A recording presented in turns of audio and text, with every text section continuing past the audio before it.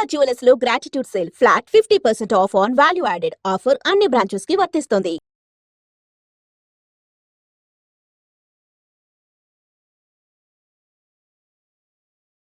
నమస్కారం, welcome to I dream. ధర్మ మార్గం విత్ విజిత కార్యక్రమానికి స్వాగతం.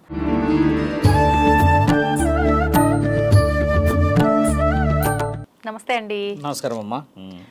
మనకు ఇప్పుడు వచ్చే ఉగాది తర్వాత మార్చి 29న మరి ఎప్పుడు అనేది కరెక్ట్గా తెలియదు, కానీ ఉగాది ముందు తర్వాత ఈ మధ్య కాలంలో ఎప్పుడు మొత్తానికి షష్టగ్రహ కూటమి ఏర్పడుతోంది అని చెప్పి వింటున్నాము. చాలామంది మార్చి 29న అని డేట్ కూడా మెన్షన్ చేయడం అయితే జరుగుతోంది. ఈ కూటమి వల్ల చాలా ప్రమాదాల దారిన పడే అవకాశం ఉందని చెప్పి మనం ఏదైతే గత కొన్ని రోజుల క్రితం జల ప్రళయాలు చూసామో అటువంటి జలానికి సంబంధించిన ప్రళయాలు విపత్తులు రాబోతున్నాయని చెప్పి వాటి ద్వారా చాలా ప్రాణ నష్టం జరగబోతోందని చెప్పి చెప్తున్నారు. నిజంగా ఇదంతా వాస్తవమా, లేదంటే ఇవన్నీ కూడా అంటే కల్పించబడినాయి అని మాట్లాడుకోవచ్చా? ఏమంటారు దాని గురించి? శాస్త్రం ఏంటంటే కల్పించడానికి అధికారం లేదు. గ్రహణం అనే దానికంటే ముందు మన దగ్గర ఇక్కడ చూస్తామా, పంచగ్రహాలు కలిసాయి. 5 గ్రహాలు కలిసిన తర్వాత 6, తర్వాత 7 గ్రహాలు కలిసేది 8, తర్వాత 9 కూడా ఉన్నది. షష్ట అని అంటే చూడమ్మా, 6 గ్రహాలు ఎందుకు కలుస్తాయి? చాలా మందికి తెలియాల్సింది ఏంటంటమ్మా, గ్రహాలు కలవడానికి మానవ శరీరానికి ముఖ్యంగా సముద్ర గర్భానికి సంబంధం ఏమిటి? ఈ 3 కొంచెం డెప్త్గా తెలుసుకోవాలి. ఇప్పుడు షష్టగ్రహం అంటే ఏంటంటమ్మా, సూర్యుడు చంద్రుడు ఇద్దరు ఉంటారు. వారి వారి ఖచ్చితంగా ప్రక్రియలు ఏంటంటే ఉదయం, సాయంత్రం, తర్వాత రాత్రి కదా.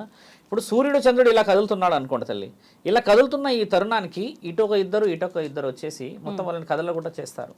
అంటే మొత్తం 6 గ్రహాలు అయితే అప్పుడు ఆ 6 గ్రహాల ఈ మూమెంట్ ఏంటంటే మైక్రో లెవెల్ ఆఫ్ 30 సెకండ్స్ అంతే. ఈ 30 సెకండ్స్ రావడానికి 6 అవర్స్ పడుతుంది. బాగా గమనించాలి. వీళ్ళు ఇలా వచ్చేసారు ఒక స్ట్రేట్ వేలో, only micro level of 30 seconds అమ్మ. కానీ గ్రహణం పట్టడానికి 3 గంటలు, విడవడానికి 3 గంటలు పడుతుంది. ఇక్కడ ఈ 6 గంటలే ప్రమాదమైంది. ఎలా ప్రమాదమైంది? అసలు గ్రహణాలు పట్టడానికి అసలు ప్రమాదం అనేది ఎందుకు వస్తుంది అని అంటమ్మా, సూర్య చంద్రుల యొక్క 100% పని భూగ్రహాల మీద కానీ మిగతా గ్రహాల మీద ఉచ్ఛ్వాస నిశ్వాసలకి పంచభూతాల అనుమతులకు పనిచేస్తారు వాళ్ళిద్దరు. అందుకే కదా ఉన్నారు, శాశ్వతమైన వెలుగు వాళ్ళిద్దరు. అయితే వాళ్ళిద్దరిని ఆపడం చేత మిగతా ఏదైతే జీవరాశులు, ముఖ్యంగా దేవాది దేవతలకి పూజలు నియమ నిబంధనలు అందవు ఆ రోజు. ఇది ప్రమాదం మనం గమనించాల్సింది. ఎందుకంటే గ్రహణ కూటమి వచ్చినప్పుడు భూమండలంలో దేవాది దేవతలను ఎందుకు మూసేస్తారు కదా. సముద్రంలో అలలు ఇట్లా ట్రయాంగిల్ టైపు, స్క్వేర్ టైపు ఈ విధంగా రావడానికి ముఖ్యమైన హెచ్చరికలు ఏమిటి? ఒక జీవరాశి 250, 350 సంవత్సరాల నుంచి బయటికి రాంది ఒకటి బయటికి వచ్చి ఊపిరి తీసుకుంటున్నది. శాస్త్రవేత్తలు రికార్డు చేశారన్న ఒక వీడియో వచ్చేది. దాని అంతరార్థం నుంచి కొంచెం డీప్గా ఆలోచన పోయి చూసినప్పుడు ఏంటంటమ్మా, సముద్రం అలా కదులుతుంది అని అంటే నీళ్లతో సంబంధించిన ఒక ప్రళయం పొంచి ఉన్నది అని అర్థం. మానవ శరీరాలతో ఉన్న వాళ్ళకి వస్తుందా, అక్కడ చుట్టుపక్కల ఉన్న రాష్ట్రాల మీదకి వస్తారని కాదు, కానీ జలేంద్రుడు ఎగిసిపడే అవకాశం ఎక్కువ ఉన్నదని చెప్తున్నారు. జలేంద్రుడు ఎవరు బాగా గమనించాలి. గంగామాత కదా దేవుళ్ళకి ఇప్పుడు నీళ్ళు అంటే, కాబట్టి జలేంద్రుడు గంగామాత కొడుకు. బాగా గమనించాల్సింది. శివుడికి మరియు గంగామాతకి పుట్టినవాడు జలేంద్రుడు. ఈ జలేంద్రుడు కొన్ని యుగాల క్రితం ఒకసారి పెద్ద ప్రళయం తెచ్చి ప్రపంచాన్ని అంతా ముంచాడు. ఈసారి ఆయన ప్రభావం చూపించబోతున్నాడేమో, ఏదైనా విపత్తు రాబోతుందేమో, లోతట్టు ప్రాంతాలు మునగబోతున్నాయేమో అంటున్నారు కదమ్మా. ఇక్కడ గమనించాల్సిన విషయం కూడా ఏంటంటే, మనం ఏ నెలలో ఉన్నాం? మే. ఆల్మోస్ట్ 29 అని అంటమ్మా, ఏప్రిల్కి వస్తాం. అంటే ఎండలు బగ్గున మండుతాయి కదా. మే కాదు, మార్చిలో ఉన్నాం. అంటే ఏప్రిల్ కదా. ఈ మార్చి నుంచి ఏప్రిల్ అంటే ఎండలు హెవీగా ఉన్నప్పుడు ఒక్కసారి నీళ్ళు ఎగిసిపడే అవకాశం అంటే అది ఊహించనిది. ఇది జరగబోయే ఎండలప్పుడు వాటర్ తక్కువగా కావాలి కదా. ఇలాంటప్పుడు నీళ్లు ఎగిసిపడడం జరగబోతుంది అనేది హెచ్చరిక. ఇప్పుడు మీరు అన్నట్టుగానే శుద్ర పూజల దగ్గరకు వస్తాం. ఇదంతా సముద్రుడు, తర్వాత దేవుడు, అష్టగ్రహాలు ఇవన్నీ కదమ్మా. మానవ శరీరంలో ఏం జరుగుతుందో తెలుసమ్మా, బలహీనతగా ఉన్న వాళ్ళందరూ శుద్ర పూజల్లో కూర్చొని ఆ శక్తులు ఈ శక్తులు సంపాదించి ఆయన గారికి అది చేయాలి, ఈయన గారికి ఇది చేయాలని చాలా బలంగా కూర్చుంటారు. ఎందుకంటే ఒక అమావాస్యకి, ఒక పౌర్ణమికి అంత శక్తులు సంపాదించాల్సిన వాడు 6 గ్రహాలు వచ్చినప్పుడు మరి ఆయన గారు కావాల్సిన శక్తులు సంపాదించాలని చేస్తారు కదమ్మా. మానవులు చేయాల్సింది ముఖ్యమైనదంటే ఆ రోజు పూజలు చేయడం. మన వాళ్ళు చేసే అత్యంత ముఖ్యమైన తప్పు ఏంటంటే, గ్రహణం రోజు అన్ని దేవతలందరికీ, దేవాది దేవతలందరికీ ఖచ్చితంగా ఆ ద్వారాలు మూస్తారు, కానీ మహాశివుడికి ముయ్యరు కదమ్మా. మరి ఆయన గారినన్నా పూజ చేయకపోతే మరి ఎవరిని ఎవరు కాపాడాలి? మీరు ఎవరిని పూజగా చేయకపోవడం వల్లనే బయట ఉన్న ఆ ప్రేతాత్మలు ఆ మిగతా ఏదైతే ఉన్నాయో క్షుద్ర బలాలు చేయగలుగుతాయి కదా. అవును. అంటే నువ్వు ఒక డోస్కి యాంటీడోస్ చేయడానికి సిద్ధంగా ఉండాలి, అంటే నువ్వు పూజ చేయాలి. అఖండ జ్యోతి వెలిగించుకోవడమా, ఇంట్లో పూజ చేసుకోవడం అనేది గోప్యంగా చెయ్యవు.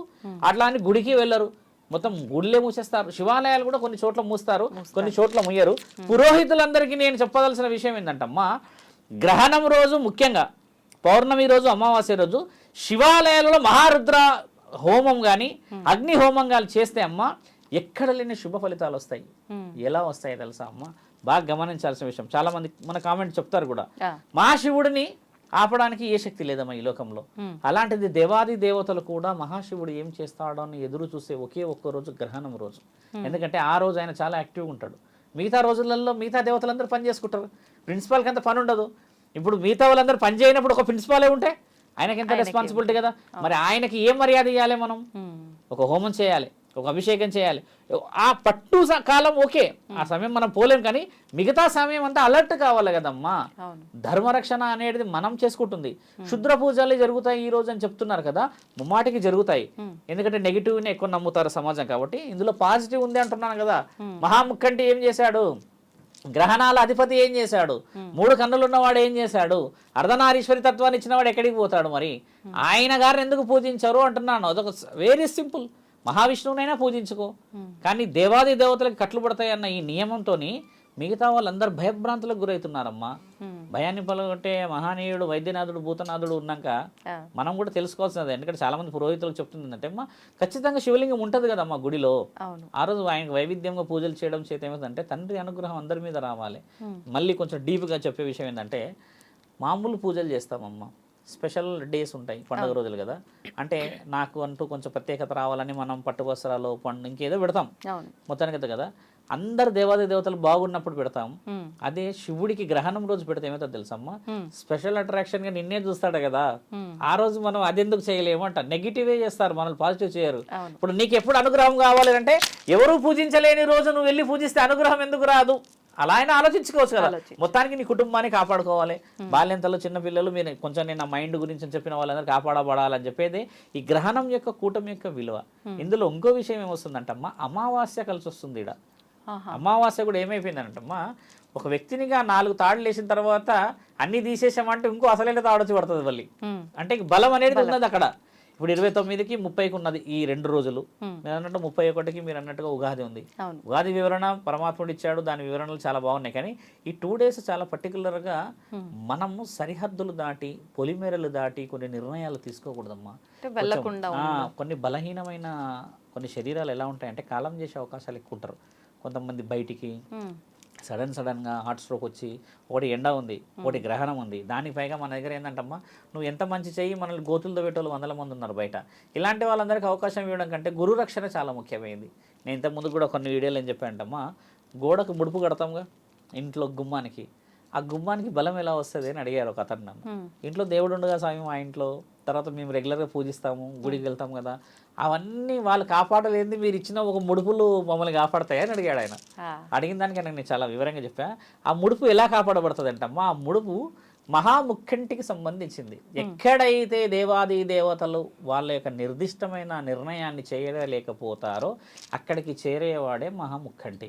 అది కొబ్బరికాయ ఏంటంటే అమ్మా, అది మహాముఖంటిదే అని ఎలా చెప్తారు, అది దేవుడికి ఎందుకు చెందుతుంది అంటే అమ్మా, కొబ్బరికాయ చీలిక తీసి చూస్తే వెనకాలో 3 ఉంటాయి ఇలాగా, అది కన్నులు 3 పరమాత్ముడి.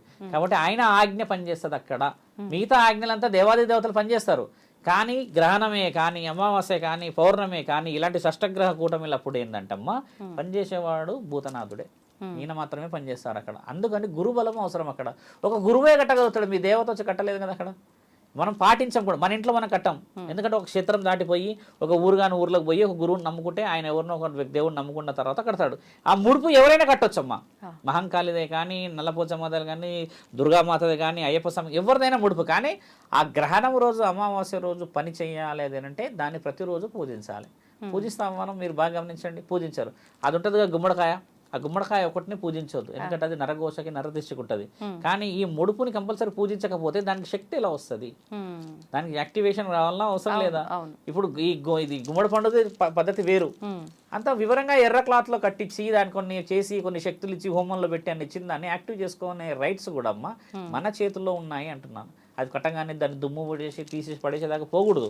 ఇలాంటి విషయాలన్నీ పనిచేసే రోజులు కూడా ఈ గ్రహణాల రోజే.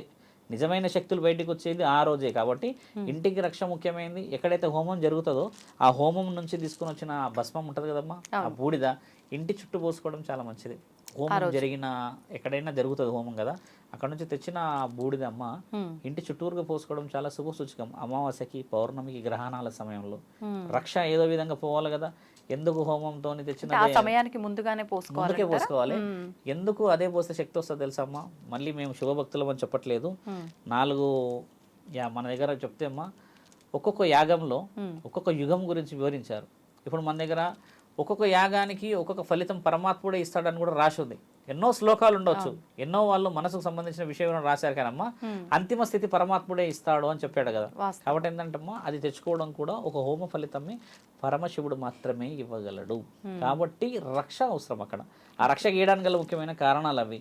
అది మీరు చెప్పింది. కాబట్టి యావత్ భక్తజనులందరూ కూడా ఏంటంటే గ్రహణాల కూటమి ఎంత వచ్చినా కూడా మన యొక్క గురుబలం, మన యొక్క దైవాధీనం అంటే ఇలవెల్పులు కులదైవం చాలా ముఖ్యమైనలు. వాళ్ళని కాపాడుకోవాలంటే అమ్మ ఆ రోజు అఖండ జ్యోతి పెట్టాలి. అఖండ జ్యోతి కూడా మన వాళ్ళు ఒక ఒత్తే పెట్టి పెడతారు. ఒక ఒత్తు పెట్టకూడదు ఎప్పుడు. అఖండ జ్యోతిలో ఇలా 2 ఒత్తులు పెట్టి కలిపి దాన్ని ఇలా దగ్గరికి బాగా చేసి పెట్టాలి. ఎందుకు అఖండ జ్యోతి పెట్టాలి గురువు? ఎప్పటి వరకు అది ఉండాలి? ఆ రోజు ఒక రోజు పెట్టి నెక్స్ట్ డే వరకు ఉంటుంది. ఎట్లా 24 గంటలు 12 గంటలు ఉంటుందమ్మా అది వివరణ. కానీ అఖండ జ్యోతి ఎందుకు పెట్టాలన్న క్వశ్చన్ ఎవరైనా అడిగితే చెప్తున్నాను నేనేమో 2 కలిసిన జ్యోతులు ఒక దీపం ఏమో జ్యోతి అంటారమ్మా, 2 జ్యోతులు కలిసి దాన్ని అఖండ జ్యోతి అంటారు. ఇప్పుడు భూమండలంలో యావత్ ప్రపంచం మొత్తంలో 2గా కనబడే వ్యక్తి ఎవరు? చాలా మంది తెలుసుకోవాలి. అర్ధనారీశ్వరుడు. కాబట్టి పార్వతీ పరమేశ్వరుని కలిపి పెట్టడం మూలనాథుడైన. కాబట్టి మనం చేయాల్సింది ఏంటంటే అమ్మ ఆయన గారికి ఇచ్చే రెస్పెక్ట్, అక్కడ మహంకాళికి రెస్పెక్ట్, అక్కడ పరమశివుడికి రెస్పెక్ట్. ఆ అఖండ జ్యోతికి అంత విలువ ఉంది. అన్ని గుడిలలో ఎందుకు ఉంటుంది మరి అఖండ జ్యోతి? ఇప్పుడు లోకమే చెప్తుంది కదమ్మా జగత్తుకి వాళ్ళిద్దరూ పార్వతీ పరమేశ్వరులే తండ్రి అని చెప్పి. కాబట్టి అలాంటి విషయ వివరణ కోసం అని చెప్పి అఖండ జ్యోతి కూడా పెట్టాలి. కింద 5 తమలపాకులు పెట్టి పసుపు కుంకుమ వేస్తూ వచ్చి ఆఖరికి పెట్టుకోవాలి. పెట్టుకుంటే పూజ గదిలో లేదా ఎక్కడైనా చివరిలో పెట్టుకున్న పుణ్యం. ఏదో విధంగా నీ కుటుంబం కాపాడబడాలి కదమ్మా. కాబట్టి అందరి దగ్గర ఉన్నదా స్వామి పెట్టుకోగలుగుతారా అంటే లేని వాళ్ళు మీ ఇష్టం. మనస్సాక్షి పరమాత్ముడు అడిగాడు అంతే కదమ్మా. మామూలుగా మీరు స్టార్టింగ్ లో చెప్పారు 6 అవర్స్ అని చెప్పి గ్రహణ కూటమి సమయం అనేది, పట్టు 3 గంటలు, విడుపు 3 గంటలు అని చెప్పి. కరెక్ట్ అంటే నియమాలు కూడా పాటించాలి, ఈ ముగ్గురిపై ప్రభావం ఎక్కువ ఉంటది అన్నారు. మరి నియమాలు పాటించాలంటే ఆ కరెక్ట్ సమయం ఏంటో కూడా తెలియాలి కదండి. 9 గంటల నుంచి మొదలు 12 అమ్మా, రాత్రి 3 గంటలు. మళ్ళీ 12 నుంచి 3 గంటలు అంటే ఉదయం 3 గంటల వరకు. అయితే ఎలా పట్టు అసలు ఆ విడుపు ఏందనేది తెలియాలి కదా. పట్టు అనేది ఏంటంటే నేను చెప్పిన ఇప్పుడు ఒక గ్రహణం అనేది చాలా చిన్నగా ఉండదు కదా, దీని నీడ దీని మీద పడుతున్న సమయం 3 గంటలు. ఇలా వచ్చి ఇక్కడికి వచ్చిన ఆ సెకండ్ ఇలా పడగానే వెళ్ళిపోతూనే ఉంటది కదా, ఇది మైక్రో లెవెల్లో వెళ్ళిపోతుంది. మళ్ళీ ఇది దాటడానికి 3 గంటలు. ఇలా ఆగడం అనేది ఇది పరమాత్ముడి ఆజ్ఞ. ఇంకా ఇక్కడ ఎంతసేపు ఆగితే అక్కడ ఎన్నెన్ని ఏమేమి జరుగుతాయి అనేది ఆ micro level of 30 seconds milli seconds అంటారు దాన్ని. అది పరమాత్ముడి ఆజ్ఞ. జరగాల్సిన కార్యక్రమాలు 2 గంటల సమయం, అది గుర్తుపెట్టండి. ఇక్కడ గ్రహణం అనేది అర్ధగంట 20 నిమిషాలు 10 నిమిషాలు 8 నిమిషాలు ఉంటుంది. ఇక్కడ 6 గంటలు ఆ షష్టగ్రహ 6 గ్రహాలు కదులుతున్నాయి అక్కడ. అది ముఖ్యంగా తెలుసుకోవాలి యావత్ ప్రపంచం మొత్తం. కొన్ని దేశాల్లో రీసెర్చ్ మొదలు పెట్టారు ఏం జరుగుతుంది అని. ఎందుకంటే 100 ఏళ్ళకి ఒకసారి చరిత్ర మారుతుంటుంది కాబట్టి ఎవరి నాలెడ్జ్ వాళ్ళకి కదమ్మా. మొన్న వచ్చిన పంచగ్రహ కూటమి తర్వాత షష్టగ్రహ కూటమి తర్వాత సప్తగ్రహ కూటమి ఉంది, అష్టమి ఉంది, నవగ్రహం ఉంది కదా.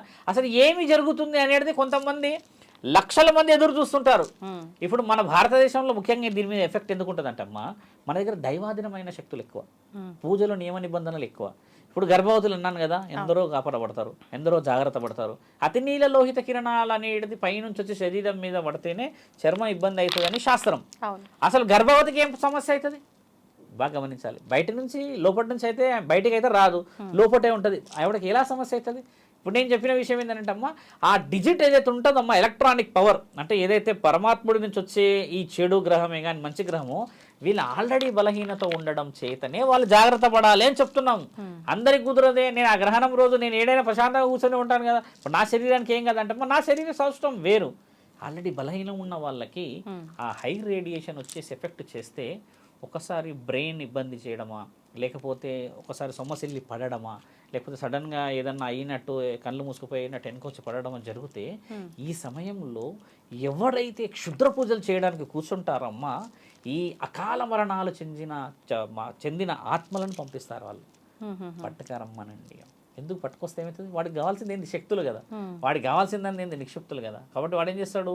ఒక బలహీనుడిని వాడి శరీరంలో కలుపుకుంటే వాడు బలవంతుడై వేరే వేరేవి చేయడానికని ఈ సమయం ఉపయోగిస్తారు క్షుద్ర పూజలు చేసే మహానుభావులు వాళ్ళు. అలాంటి వాళ్ళందరికీ చెక్కు పెట్టేది నేను ఇందాక చెప్పిన కదా, ఒక యాగం, ఒక హోమం, పరమశివుడు ఉన్నాడని, అలాంటి ఎక్కువ శాతంగా మాట్లాడరు మన వాళ్ళు. వచ్చే గురువులు అందరూ కూడా ఏంటంటే ఆ రోజు ఏం జరుగుతాయని చెప్పి సగం మందిని భయపడిపిస్తున్నారు. మా అమ్మ అలా కాకూడదు అంటున్నా. మార్గం ఉంది కదా. వ్యాధి పుట్టక ముందుకే పరమాత్ముడు మంది కనిపెట్టాడని రాసింది కదా ధన్వంతరిలో. ఇంకా మనం ఇంకా వ్యాధి వచ్చింది, నిర్ధారణ అయింది, డయాగ్నోస్ అయింది, కానీ పెట్టుకోలేకపోతున్నామే. ధర్మం కాపాడబడాలి. అదమ్మా వివరణ. ధన్యవాదాలండి. నమస్కారం.